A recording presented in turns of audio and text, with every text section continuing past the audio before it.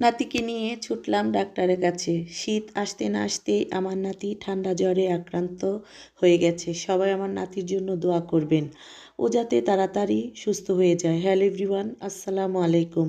প্রতি মাসে আমার নাতিকে নিয়ে 2বার ডাক্তারের কাছে যাওয়াই লাগে। ওর ঠান্ডা সমস্যা সবসময় লেগেই থাকে।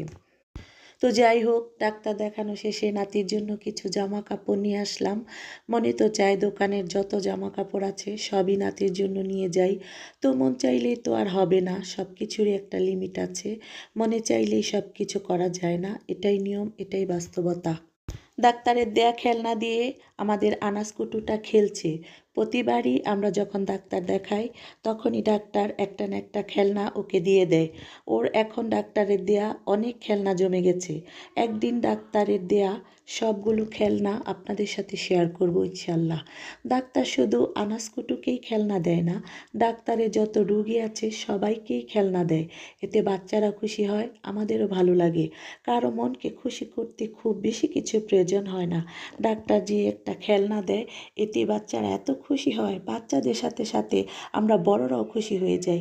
তো নাতির জন্য কী কী জামা কাপড় আনলাম সেটাই আপনাদের সাথে শেয়ার করলাম। আমার একটা আছে, নতুন জামা কাপড় না ধুয়ে পরাই না, তো আমি সাথে সাথেই ধুয়ে দিয়েছি। সবাই ভালো থাকবেন, আল্লাহ হাফেজ।